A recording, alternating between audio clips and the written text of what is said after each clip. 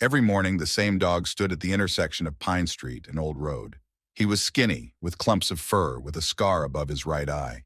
It was impossible not to notice him, but people quickly got used to him. Like people get used to old signs or abandoned buildings, he was part of the street, alien but familiar. The dog always stood the same. His paws were rooted in the ground, his head was raised high, his gaze was directed somewhere into the distance, towards the old railway depot. He did not look for food, he did not whine, he did not approach people. He just looked, day after day. In the rain, in the snow, in the cold wind. Nobody knew what he was waiting for. Local teenagers sometimes teased him, throwing empty cans or stones. Old women felt sorry for him and put scraps of food near the curb. Some thought he was waiting for his owner, some said he was crazy. But everyone in the city sooner or later passed by, lowered their eyes, and forgot. Everyone except Jack. He too saw this dog every day, driving to work. At first, he did not even think about it. But one winter morning, when the city was covered with fresh snow, Jack noticed that the dog was standing there despite the frost, despite the icy gusts of wind. And at that moment, he looked into his eyes. The dog didn't ask for help. There was no plea or fear in his gaze, only expectation, a deep, inexpressible, nagging feeling, as if he was waiting for someone in particular. And in that gaze, Jack saw something that touched him more deeply than he was willing to admit. He drove past, but the dog's gaze was in front of his eyes all day. At work, he caught himself thinking that he was returning to this meeting again and again. He remembered how long ago he himself had forgotten what it meant to wait for someone, to believe that someone would return. Jack lost his wife 3 years ago, and with her, he lost faith that life would ever be bright again. He closed himself off, immersed himself in work, in meaningless affairs, and it seemed that no one and nothing could melt this frozen emptiness. But now something stirred inside. In the evening, he drove past the crossroads again. The dog was still standing there. The wind was throwing snow dust into his face, knocking it off his paws, but he did not move. Jack stopped the car. He sat behind the wheel, not knowing what to do. Part of him wanted to leave, to forget about this strange moment. Another part, quiet and stubborn, pushed him to get out. He opened the door. The dog didn't even move. He just looked at him, long, piercingly. Jack took a step forward, then another. The snow crunched under his boots. The air was heavy, sharp with frost. The dog did not run away. He did not show fear. He waited. And at that moment, Jack understood. This dog was waiting for him. Not just anyone. Him, although he couldn't explain why. Jack stood a few steps away from the dog and felt a strange, unknown excitement rising inside him. He was not a sentimental person. Over the past years, he had learned not to feel sorry for himself or those around him. But now something stirred in his chest, like an old, long-forgotten melody. The dog looked at him silently. His fur was tangled and dirty. His paws were shaking slightly from the cold, but there was still the same firm confidence in his gaze, as if he knew that Jack would stop sooner or later. The cars drove past, leaving a trail of slush behind them. One driver honked his horn, another shouted something rude, but Jack didn't even turn his head. He squatted down and called quietly, "Come here, my friend." The dog didn't move. He just blinked slowly, as if thinking about something important. Jack held out his hand, palm up, to show he was not a threat. The seconds dragged on endlessly. The wind whipped his face, freezing his fingers. Finally, the dog slowly stepped forward. One step, another. He came within arm's reach, sniffing the air cautiously.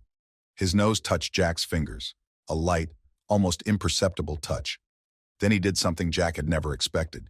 The dog lowered his head and pressed his forehead to his palm. Jack froze. Something hot and aching squeezed his chest. That's probably how you feel when you find something you didn't even know you lost. He stroked the dog's head. The fur was rough and matted, but underneath it he could feel a warm, living force. "Let's go home," said Jack, surprised by his own words. The dog looked up at him. There was no doubt or fear in that look.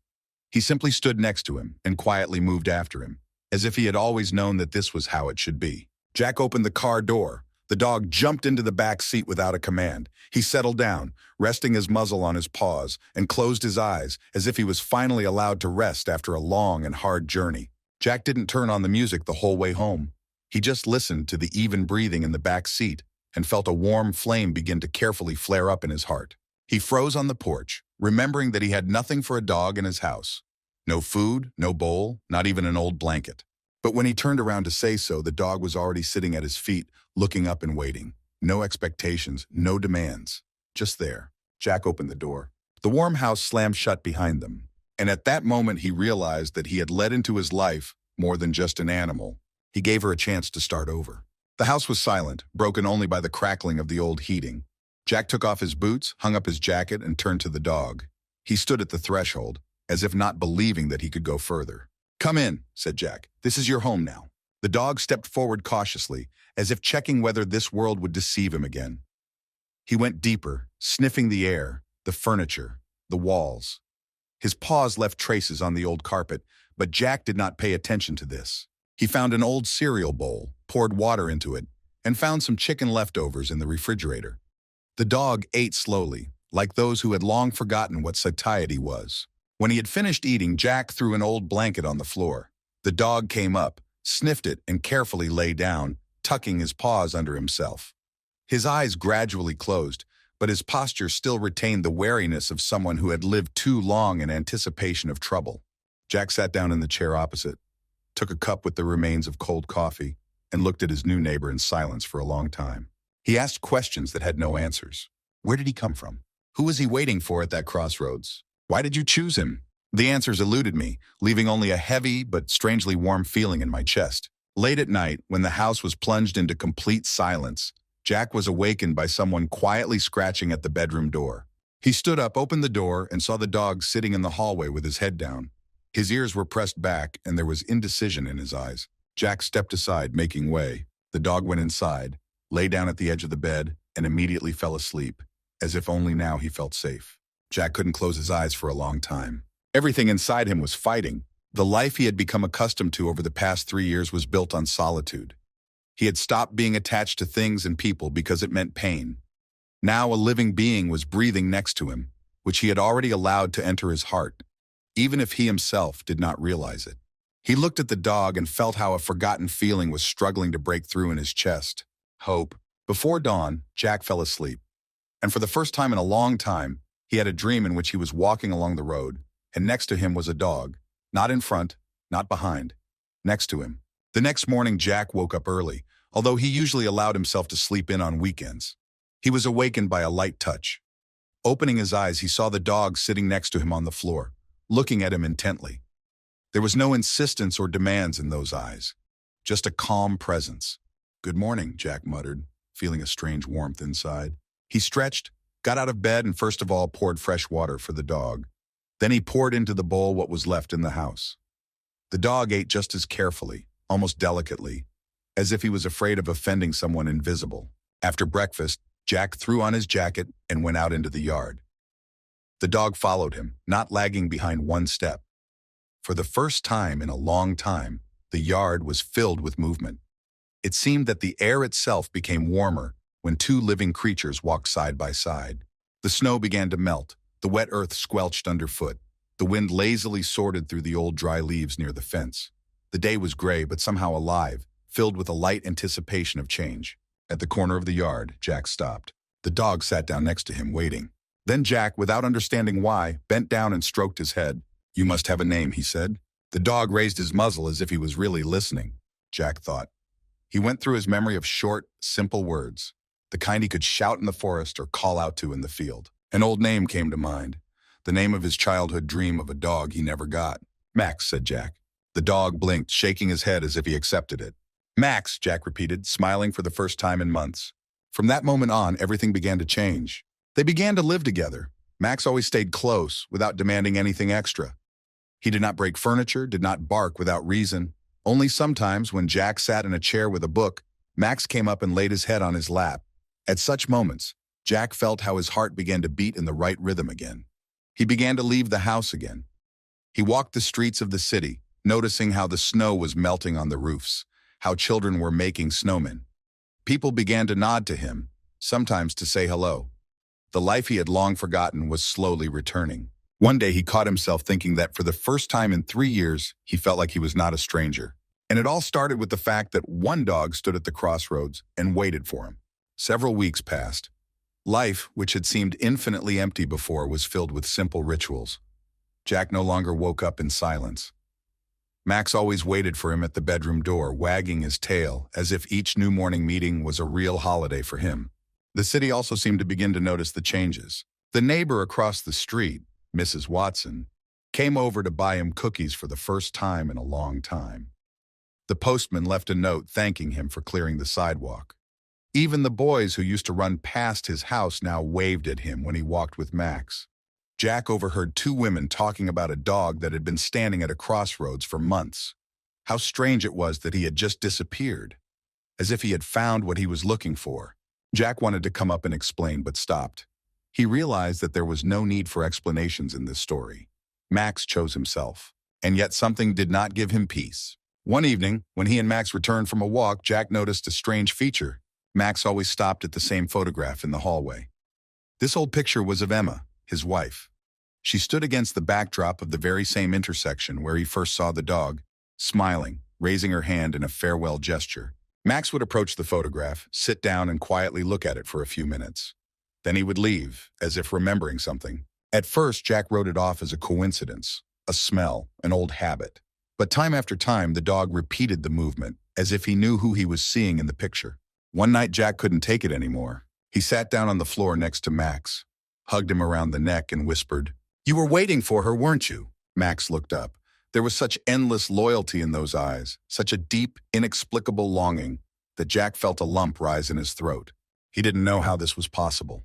I didn't know how to explain what I felt. But inside himself, he was confident. This dog did not come to him by chance. He came because someone he loved didn't want him to be alone. Max laid his head on his lap again, and Jack understood. Some losses cannot be recovered, but you can learn to live with them. You can learn to love again. And sometimes help comes from where you least expect it. The days passed one after another. The snow finally melted, revealing the gray earth and old grass. Early spring had come to the city. A light wind brought the smell of dampness, smoking roofs, and something new, still indistinguishable. Jack began to notice how he himself was changing along with nature. In the morning, he no longer lay in bed staring at the ceiling. He got up because Max was already waiting at the door, wagging his tail. They went outside together, wandered around the neighborhood, stopped by the river where the first flowers were beginning to break through. The neighbors were now the first to greet each other. One day, a boy with a bicycle came up to the house. He asked if he could pet Max. Jack smiled and nodded. Max accepted the caress calmly, as if he had always been a part of this world, a part of this yard. Everything seemed so right, so alive, that Jack almost believed that the pain was gone forever. But the pain doesn't just go away. One evening, returning home after a long walk, he found an envelope on the table. No stamp, no return address. Just his name, written in a neat handwriting that he knew all too well. Emma. Her handwriting. His hands shook as he opened the envelope. There was a single piece of paper inside. "Take care of him. He knows the way home." Jack read the words over and over again, but the meaning didn't come right away. It was as if his heart understood faster than his mind. Max sat next to him. He looked at him silently as always, looking not so much at his face as at his very essence. Jack understood. This dog was the last gift, the last bridge between him and Emma. She knew he would be lost without her, and she found a way to bring him back to life. Max wasn't just a random dog. He was the one who knew the way back, the path to yourself. That night, Jack sat on the porch for a long time, looking at the stars. Max lay next to him, his head on his boot. And for the first time in many years, Jack did not feel empty. He felt a presence, warm, reliable, invisible. And when the first light of a new day began to break in the east, Jack understood. He's not alone anymore. And you will never be alone again. Spring had finally come into its own. The trees were covered with swollen buds, the earth had dried out, and children, laughter, and the smell of freshly cut grass appeared on the streets again. The city lived, breathed, moved, as if it had never known winter. And Jack, without even noticing it, became a part of this life. He put up a new fence around the house. He fixed the old swing by the porch. He planted a few lilac bushes in the flower bed, which Emma had once dreamed of. Max followed him everywhere, always half a step behind him, always close. One morning, Jack found himself humming something while he made coffee. A simple tune that Emma used to sing in the kitchen when the light filtered through the curtains. Max sat by the door and listened. Everything happened so naturally that Jack was not even surprised when neighbors began to invite him to street meetings, when children began to run for advice, when someone left a basket of homemade pie at his door. The house became a home again, but the most profound changes were happening inside. At night, sitting on the porch with a cup of cold tea, Jack told Max about what troubled his soul, about fears, about losses, about hopes that once seemed to be forever dead. Max didn't answer. He didn't need to. He was just there. And sometimes that was enough. True healing doesn't come with big words. It comes in silence. In those moments when someone just stays with you without asking for anything in return. In the spring, Jack made a decision. He filled out the paperwork to adopt the stray dog according to all the rules. Now Max was not just a random companion. He was officially part of his family. The day they returned from the municipality with the papers, Jack went into the store and bought a new sign. There was a short word engraved on it. Max. He hung it on the collar that Max wore with pride, like an old soldier wearing a medal for faithful service. And that same evening, sitting on the porch and watching the sunset paint the streets with golden light, Jack realized one simple truth. No one can replace what is lost. But sometimes life sends us those who help us learn to live with it, those who remind us that there is still a road ahead, and that everyone, even the most lost, has someone who will wait, even if it means standing at a crossroads for months. Summer has come. The city streets were filled with the smells of fresh baked goods, hot asphalt, and blooming gardens. Children ran around the courtyards barefoot. Old people sat on benches and discussed the news. Everything around seemed to come alive, and Jack felt this warmth seeping into him through old cracks. Max became a local celebrity. When Jack walked with him along the streets, people smiled at them. Someone waved, someone bent down to pet the dog. Max accepted the attention calmly, sometimes wagging his tail, but never losing his dignity, the same as Jack had first seen him at the crossroads. Calm, patient, laconic in his gestures, a true friend. One evening, when the heat subsided, Jack decided to do what he had been thinking about for a long time. They went with Max to where it all began, to the crossroads. The path was short, 2 streets, 1 turn, but every step was hard for Jack, as if he was walking not just along the road, but through memories. When they reached it, Jack stopped. The place was the same. An old bus stop, a peeling sign, overgrown grass by the side of the road. Only now there was no homeless dog standing there, alone and forgotten. Now Max was nearby, sitting confidently at his feet. Jack squatted down and looked at him. "Thank you," he said quietly. Max nodded as if he understood everything. They sat there for a long time, until the sky darkened, and the lanterns lit up one after another, casting long shadows on the ground. And at some point, Jack felt a light breeze, as if someone invisible had passed by. He raised his eyes to the sky and smiled. He felt Emma was here, not in a physical sense, not as a ghost. She was in every breath of wind, in every trembling of leaves, in every calm look of Max. She was a part of his life, and through this dog, she gave him back the ability to feel, to trust, to live. When Jack got to his feet, Max stood next to him without a command.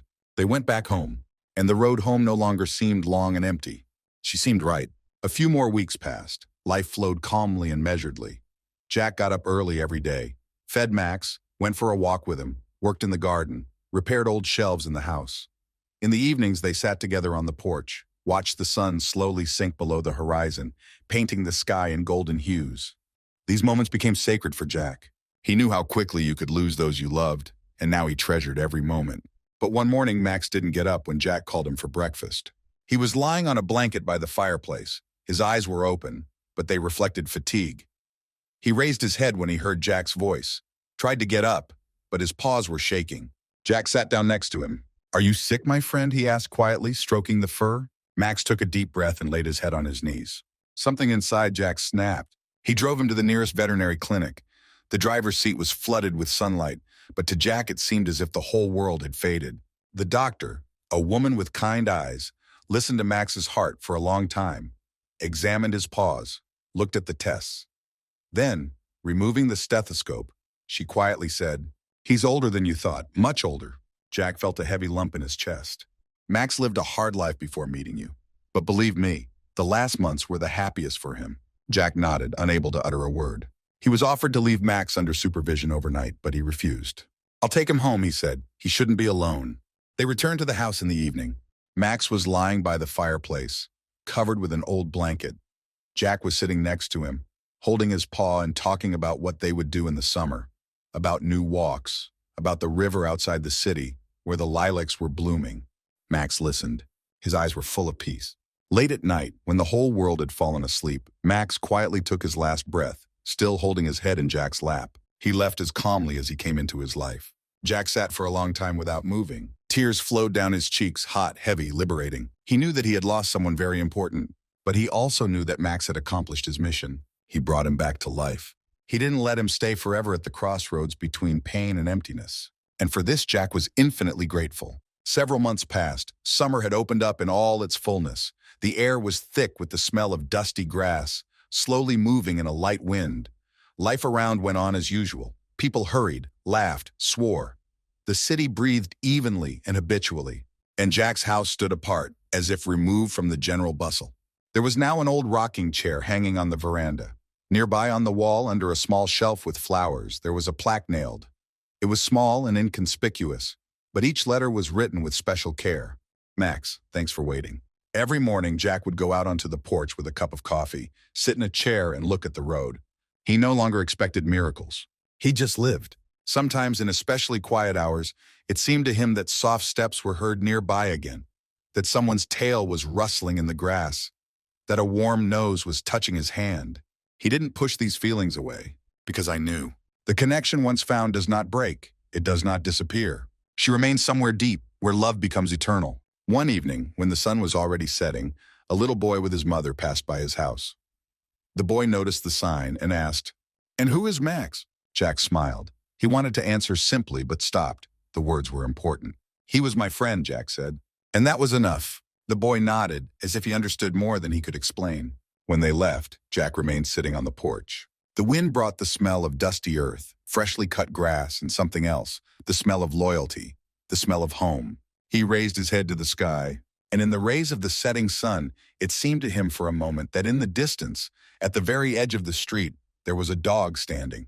Not a ghost, not a shadow, just someone who will always be there. Jack smiled, and for the first time in years, his smile was full. He knew that there would be many more days ahead, many roads, many sunsets. And now he was ready to go through them, not alone, never alone again.